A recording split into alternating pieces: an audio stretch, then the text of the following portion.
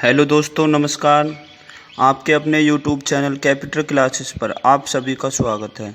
और जैसा कि हमने लास्ट क्लास में मौर्योत्तर काल तक फिनिश कर लिया था, तो आगे चलते हैं और स्टार्ट करते हैं गुप्त वंश। तो बस मैं आपसे एक ये रिक्वेस्ट करना चाहता हूँ कि आप जो है हिस्ट्री के जो नोट्स हैं वो साथ के साथ बनाते रहे, ठीक है। इससे आपको आने वाले किसी भी एग्ज़ाम के लिए बहुत ज़्यादा हेल्प मिलेगी।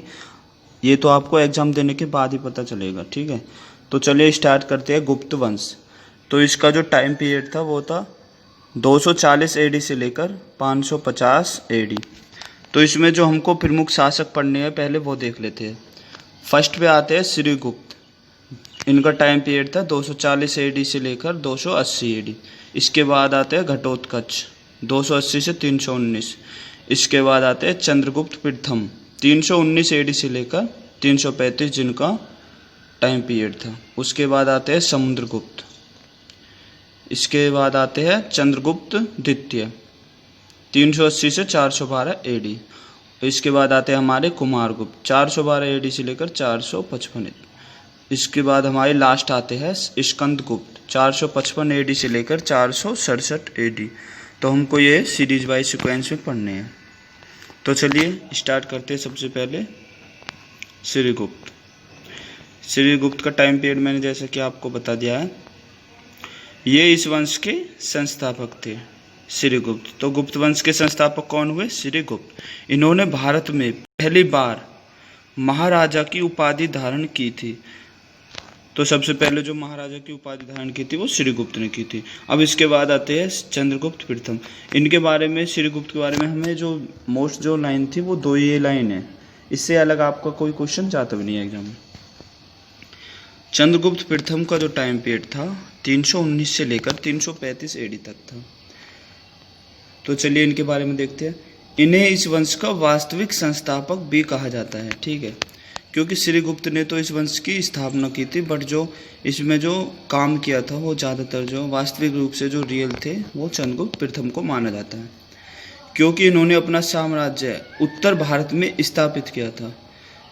तो उत्तर भारत क्या था उस टाइम पे, जो है उत्तर भारत पे जो शासन करना किसी भी राजा के लिए सबसे कठिनाई भरा कार्य था, बट इन्होंने वो भी किया था, तो इसलिए इनको वास्तविक संस्थापक कहा जाता है।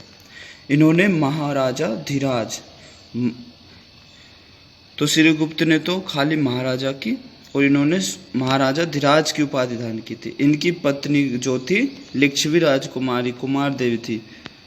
तो चंद्रगुप्त प्रथम की जो पत्नी थी, ये भी एग्जाम में पूछ लिया जाता है, उनका नाम था लिच्छवी की राजकुमारी थी, जो कि कुमार देवी नाम था। इन्होंने कुमार देवी के नाम के चांदी के सिक्के भी चलाए थे। इन्होंने 319 एडी में गुप्त संवत की शुरुआत की थी। इनकी मृत्यु फिर 335 एडी में हो गई। इनकी मृत्यु के बाद इनका पुत्र जो कि समुद्रगुप्त था वो सिंहासन पर बैठा। तो चलिए अब इसके बाद समुद्रगुप्त को देखते हैं। तो समुद्रगुप्त के बारे में बहुत इंपॉर्टेंट है। समुद्रगुप्त का जो टाइम पीरियड था वो था 335 से लेकर 375 एडी, अर्थात इन्होंने 40 साल तक शासन किया। इन्हें कांच और कविराज के नामों से भी जाना जाता था, क्योंकि इन्हें सिक्कों पर वीणा बजाते हुए दिखाया गया है। तो इनके समय में जो शासन काल में जो सिक्के बने थे उन पर इनको वीणा बजाते हुए दिखाया गया है। तो अर्थात ये जो है कविराज थे। वीणा भारत का प्राचीन वाद्य यंत्र है, ये भी एक इम्पोर्टेंट क्वेश्चन है आपके लिए। इन्होंने संपूर्ण उत्तर भारत और 12 दक्षिण भारत के राज्यों को जीता था।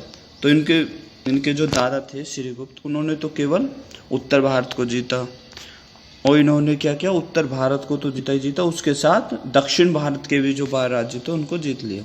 इन्होंने 2 अश्वमेध यज्ञ किए थे। तो अश्वमेध यज्ञ किसे कहते हैं? इसमें होता है कि जो घोड़े होते हैं उनको छोड़ दिया जाता है ऐसे ही खुला, ठीक है। इसमें जो है घोड़े को खुला छोड़ दिया जाता था, और वो जिस स्थान पर जाता था उसमें ये राजा जो है अपना अधिकार दिखाते थे और कहते थे कि अगर कोई इस पे हमारा अधिकार मानने के लिए तैयार नहीं है तो वो हमारे साथ युद्ध करे। तो ये होता था अश्वमेध यज्ञ। इन्होंने पराक्रमांक की उपाधि धारण की थी। इन्हें भारत का नेपोलियन भी कहा जाता है। तो ये इंपॉर्टेंट क्वेश्चन आया एक आपके लिए, बहुत ही इंपॉर्टेंट क्वेश्चन है ये, एग्जाम में कई बार पूछा गया है कि भारत का नेपोलियन किसको कहा जाता है। तो भारत का नेपोलियन समुद्रगुप्त को कहा जाता है, ये आपको याद करना है। उपाधि, इन्हें प्रसिद्ध लेखक विसेंट स्मिथ जो उस टाइम पे दी थी, उन्होंने कहा था इनको भारत का नेपोलियन। प्रसिद्ध लेखक हरिसेन इनके दरबार में रहता। हरिसेन ने प्रसिद्ध प्रयाग प्रशस्ति अभिलेख लिखा था। इस अभिलेख में अशोक और जहांगीर का नाम भी प्राप्त होता है। अब इसके बाद इनकी मृत्यु 375 AD में हो गई। इनके 2 बेटे थे, रामगुप्त और चंद्रगुप्त द्वितीय। तो इन्होंने अपने पिताजी के नाम पर, क्योंकि इनके पिता का नाम चंद्रगुप्त था, तो इन्होंने अपने एक बेटे का नाम तो रामगुप्त और दूसरे का चंद्रगुप्त द्वितीय रख दिया। तो शासनकाल, तो रामगुप्त ने जो शासन किया वो 5 साल किया, 375 AD से लेकर 380 AD। उसके बाद चंद्रगुप्त द्वितीय गद्दी पर बैठे 380 AD से लेकर 412 AD तक, अर्थात इन्होंने 32 साल शासन किया। तो अब देख लेते हैं चंद्रगुप्त द्वितीय के बारे में थोड़ा।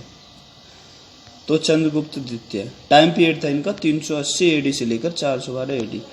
इस वंश के महानतम शासक माने जाते हैं। इन्होंने शकों के शासन नाहपान को हराकर उसकी हत्या कर दी। तो उस टाइम पे जो है शकों का बहुत नाम था, वो बहुत आक्रमणकारी थे। तो इन्होंने क्या किया, उनको हराकर, उसके शासक को हराकर उसकी हत्या कर दी।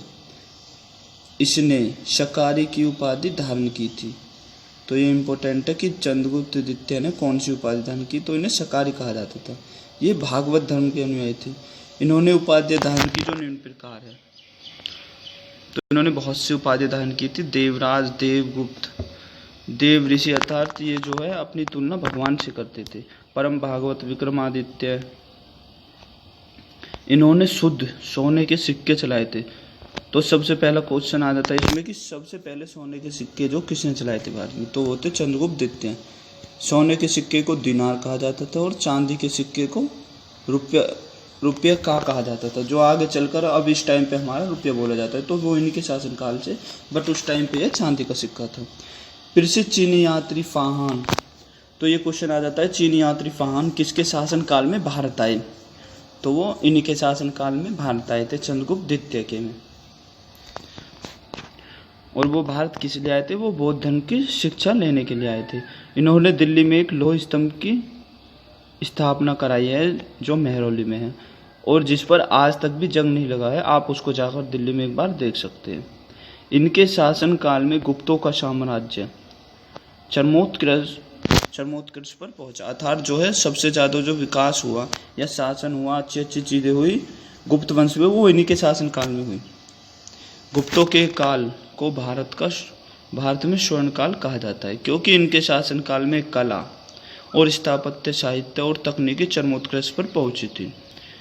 इन्होंने मंदिर बनाने की एक नई शैली, नागर शैली का निर्माण किया था। इनके दौरान में नवरत्न रहते थे। नवरत्न मतलब है जो अपने भिन्न भिन्न क्षेत्रों से 9 ऐसे व्यक्ति थे जो अपने क्षेत्रों से बहुत ही प्रसिद्ध थे, तो उनको मिला के दरबार में रखते थे। जैसे उनमें कवि होते थे, वैद्य होते थे, कुछ भी हो सकता है। तो वो देख सकते हो आप इनके नवरत्न जो थे। पहले थे कालिदास जी जो विज्ञान शाकुंतलम की जिन्होंने रचना की थी। दूसरे थे अमर सिंह, अमरकोश की रचना की थी। आर्यभट्ट थे तीसरे नंबर पर जिन्होंने हमें शून्य की खोज की है। वराहमिहिर पंच सिद्धांत दिया जिसमें बेताल क्या थे, बेताल एक जादूगर थे। इसके बाद आते हैं 6ठे नंबर पर धन्वंतरी जो कि वैद्य थे। और 7वें नंबर पर थे शंकु घटकपर्ण छपनक। चंद्रगुप्त द्वितीय की मृत्यु 412 AD में हो गई। अब इसके बाद आते हैं हमारे कुमारगुप्त, जिनका शासन काल का जो समय था वो था 412 AD से लेकर 455 AD। अब ये कौन थे, ये चंद्रगुप्त द्वितीय के पुत्र और उत्तराधिकारी हुए। तो ये चंद्रगुप्त द्वितीय के पुत्र थे। इनकी उपाधि धारण की थी, इन्होंने जो उपाधि धारण की थी वो थी श्री महेंद्र और महेंद्र आदित्य। इन्होंने भी अश्वमेध यज्ञ किया था। इन्होंने प्रसिद्ध, आपने नालंदा विश्वविद्यालय का नाम सुना होगा, तो इसका जो निर्माण है वो इन्होंने कराया था, कुमारगुप्त ने। नालंदा विश्वविद्यालय को महायान का ऑक्सफोर्ड कहा जाता है। प्रसिद्ध मंदसौर अभिलेख से हमें इनके बारे में जानकारी प्राप्त होती है। मंदसौर को वत्स भट्टी द्वारा लिखा गया है। इनकी मृत्यु 455 AD में हो गई। अब इसके बाद आते हैं हमारे जो लास्ट मैंने आपको बताया स्कंदगुप्त, जिनका टाइम पीरियड था 455 AD से लेकर 467 AD। ये कुमारगुप्त के पुत्र और उत्तराधिकारी थे। प्रसिद्ध जूनागढ़ के अभिलेख गुजरात से हमें इनके बारे में जानकारी मिलती है। इनके शासनकाल में मध्य एशिया के आक्रमणकारियों हूणों ने भारत पर आक्रमण किया था। इन्होंने हूणों को 2 बार हराया था। ये इस वंश के अंतिम शक्तिशाली राजा थे। स्कंदगुप्त, इनकी मृत्यु 467 AD में हो गई। इनकी मृत्यु के बाद गुप्त साम्राज्य का पतन आरंभ हो गया और इस वंश के जो अंतिम शासक थे वो थे भानुगुप्त। इसके बाद गुप्त वंश का जो है पतन हो जाता है। तो गुप्तों के पतन के कारण क्या थे? कमजोर उत्तराधिकारी। जो इनके जो लास्ट में जो उत्तराधिकारी हुए स्कंदगुप्त, वो बहुत ही कमजोर थे। हूणों के और कुछ उस टाइम पर हूणों ने आक्रमण कर दिया। सामंतवाद का उदय हो गया। अब इसके बाद हम अगले वीडियो में वर्धन वंश को पढ़ेंगे। तो अगर वीडियो आपको पसंद आई हो तो लाइक कीजिए और ज़्यादा से ज़्यादा शेयर कीजिए। तब तक के लिए thank you. Stay home and stay safe.